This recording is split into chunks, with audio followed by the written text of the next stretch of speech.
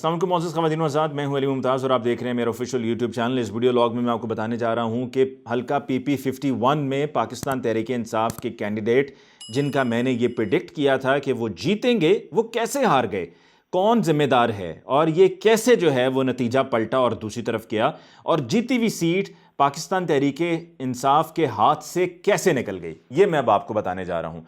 सबसे पहले तो यहाँ पर ये मैं वाजे कर दूँ कि जो बैलेट का बैग लेकर PMLN सामने आई है कि जी देखिए ये लेकर जा रहे थे बस्ता और इसके अंदर बैलेट्स थे और ये हेरा फेरी हो रही है, धांधली हो रही है, तो सवाल ये पैदा होता है कि क्या आप ये साबित कर पाएंगे कि ये PTI का ही कोई बंदा लेकर जा रहा था या PTI के लिए लेकर जाया जा रहा था, आपकी तरफ से ये नहीं हो रहा था, यानी कि ये आपने गेम तैयार नहीं की थी कि आप ही ने वो बैग लिया, आप ही के पास वो बैग था और उसमें वो बैलेट्स भी थे और फिर आपने शोर मचाया कि जी देखें हमने धांधली पकड़ ली।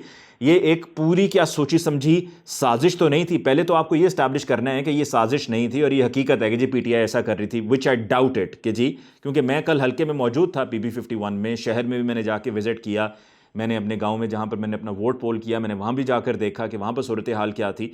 और बल्कि हमारे गांव में तो एक वक्त ऐसा आया कि जब पोलिंग को रोक दिया गया, जबकि मैं समझता हूं कि पोलिंग को एक्सटेंड कर देना चाहिए था, उसकी टाइमिंग को 5 बजे के बाद एक्सटेंड कर देना चाहिए था, क्योंकि पोलिंग वहां पर रुकी थी। और वो रुकी इस वजह से थी कि PTI और जमात इस्लामी के वर्कर्स में आपस में लड़ाई हुई, एक इंतहाई नाखुशगवार वाक़या था।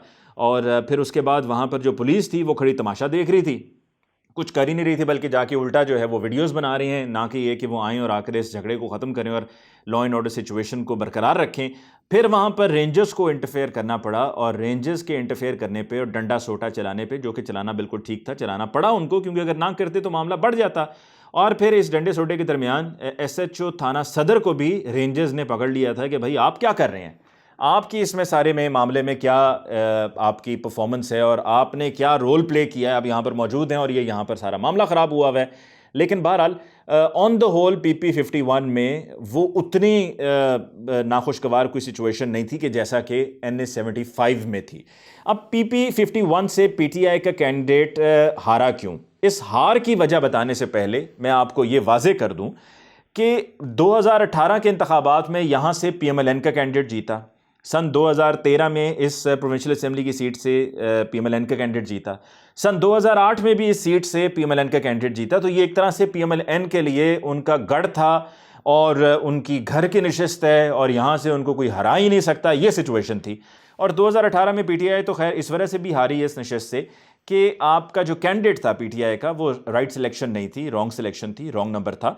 अगर राइट नंबर होता तो आपको वोट भी ज़्यादा मिलते। इस दफ़ा कैंडिडेट जो हैं वो पहले से बेहतर थे, तो वोट भी पहले से ज़्यादा पोल हुए हैं और जो पहले एक हज़ारों की तादाद में तकरीबन 40,000 के करीब वोटों का डिफरेंस था, वो कम होकर इस दफ़ा 5,419 पर आ गया। ये वो ऐलानशुदा नतीजे के मुताबिक जो डिफरेंस आ रहा है मैं आपको वो बता रहा हूँ, 5,419 का डिफरेंस, कहाँ 40,000 और कहाँ 5,419। लेकिन जैसा कि मैंने NA75 के बारे में बताया कि NA75 में अगर PTI जीत भी जाती है या अगर यहाँ पर भी PTI जीत जाती तो फिर भी PTI के लिए परेशानी का वक्त है। और परेशानी का वक्त इसलिए है क्योंकि आप हुकूमती जमात हैं, हुकूमती जमात को वोट मिलता है और हुकूमती जमात होने के बावजूद आपको जब वोट मिले और साथ में आपकी ऑपोजिशन को भी उतना ही वोट मिले और जिस तरह इस हल्के में तो ज़्यादा वोट मिले, तो फिर आपके लिए परेशानी की बात है कि अगर अभी आपकी ये पोजीशन है तो आगे फिर इलेक्शंस में क्या होगा, आपको अपनी परफॉर्मेंस को बहुत बेहतर बनाना पड़ेगा। पाकिस्तान तहरीक इंसाफ के कैंडिडेट के हारने की एक वजह यह भी है कि PTI सोलो फ्लाइट कर रही है। PTI बस अकेली तनहा निकली हुई है कि जी हम अकेले ही जीत जाएंगे और मसला ही कोई नहीं है। आपके साथ कोई भी और पॉलिटिकल पार्टी नहीं है, आपने हुकूमत बनाने में इल्हाक कर लिया, उन लोगों के साथ आपने जो है वो कोalition गवर्नमेंट फॉर्म कर ली जिनको आप कातिल कहते थे, जैसा कि MQM, और उनके हवाले से आपके क्या क्या फ़िक्रे रहे हैं वो हर किसी को रटे हुए हैं। उसके बावजूद आपने उनके साथ कोalition गवर्नमेंट फॉर्म कर ली, PMLQ को आपने साथ में शामिल कर लिया। तो आप यहाँ पर भी अपने साथ किसी ना किसी को शामिल कर लेते हो। और अगर आप कहते हैं ना जी 11 जमातों का इत्तेहाद है जिनका मुकाबला कर रहे हैं, इस इत्तेहाद में यहाँ पर सिर्फ PMLN अकेली थी, वो जो बाकी इत्तेहादी हैं 11 जमातें, उनमें से यहाँ पर इस हल्के में PP51 में कोई भी नहीं था। तो जो और दीगर पॉलिटिकल पार्टीज थी उसमें जमात इस्लामी है, TLP है, अगर उनमें से किसी एक के साथ आप अपनी जो नाराज़गियाँ उनको दूर करते, सुलह कर लेते, उनको अपने साथ शामिल कर लेते, को थोड़ी बहुत अंडरस्टैंडिंग डेवलप कर लेते तो शायद आप ये सीट जीत जाते। और आपने साथ में पाकिस्तान अवामी तहरीक को भी शामिल नहीं किया। पाकिस्तान तहरीक अवामी तहरीक का भी इस हल्के में अच्छा खासा वोट बैंक है, और आपके लीडर्स ने जो पाकिस्तान अवामी तहरीक की लीडरशिप से मुलाकात की थी, कायल करने की कोशिश की थी, जो मुतालबात आपके सामने पाकिस्तान अवामी तहरीक की तरफ से रखे गए थे, आपने उनको नहीं माना। अगर आप मान जाते, और वो जायज़ मुतालबात थे, अगर आप मान जाते तो आपको पाकिस्तान अवामी तहरीक का भी वोट पड़ता, वो भी आपको नहीं पड़ा। उन्होंने PMLN और PTI दोनों को ही वोट नहीं दिया, तो वो भी आपको वोट मिल सकता था।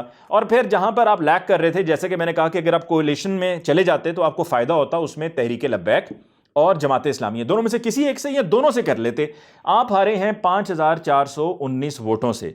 5419 वोटों का मतलब है कि अगर जमात इस्लामी, जिसको 6632 वोट पड़े हैं इस हल्के से, अगर आप उनके साथ कोई अंडरस्टैंडिंग डेवलप करते, आपको वो वोट मिल जाता। चलें जी, जमात इस्लामी से नहीं करना, आप TLP से कर लेते। TLP को 5847 वोट पड़े हैं, आप उनको साथ में शामिल कर लेते, आपको वो वोट मिल जाना था। और ये दोनों चीज़ें, दोनों में से कोई एक या दोनों मिल जाते तो आपने बड़े आराम से सीट को विन कर जाना था। लेकिन आपने ऐसा नहीं किया। और फिर साथ में एक और गलती आपने, टेक्निकल मिस्टेक्स ये की कि कहीं पर किसी को, जो जिस वार्ड का है, आपने उसको उस वार्ड का जिम्मेदार नहीं बनाया, आपने उनको किसी दूसरे वार्ड में डाल दिया।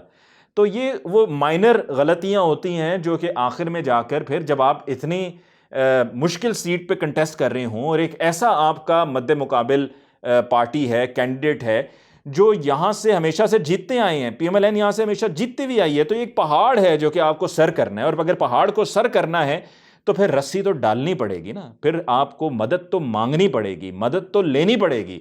अगर आप ये समझें कि नहीं, मेरा तो सवाल ही नहीं पैदा होता कि कोई कुछ बिगाड़ सके, और मैं तो यहाँ पे clear out rightly clean sweep हम करेंगे, तो वो ऐसा नहीं होता है। इस हल्के में वोट PMLN को पड़ता रहा है। आपने उस ट्रेंड को तोड़ना था। उस ट्रेंड को तोड़ने के लिए आपको साथ में किसी जमात को शामिल करना था। खैर, आपने ट्रेंड को तो किसी हद तोड़ लिया, और वो जो डिफरेंस था 40,000 का, वो 5419 पर आ गया। लेकिन ये सीट आपकी जीती हुई सीट थी, आपने अपने हाथ से इस सीट को गवाया है। और हल्के में NA-75 में जो बात हो रही थी कि जी वहाँ पर 20 पोलिंग स्टेशन का अमला गायब रहा, तो PMLN को तो ये चाहिए था कि PMLN के अपने जो पोलिंग एजेंट्स हैं वो कहाँ थे। PMLN के अपने पोलिंग एजेंट्स को चाहिए था कि वो वहाँ पर, जो PMLN के पोलिंग एजेंट्स हैं, वो नतीजा लेते, वहाँ पर प्रिजाइडिंग ऑफिसर से उन पोलिंग स्टेशंस पे नतीजा लेते, ताकि वो लाके सामने रखते कि ये देखें जी, हमारे पास नतीजा है, और अभी तक नतीजा पहुंचा नहीं है, हमारे पास नतीजा आ चुका है, ताकि जो है वो जो भी था कच्चा चटा वो खुलकर सामने आ जाता।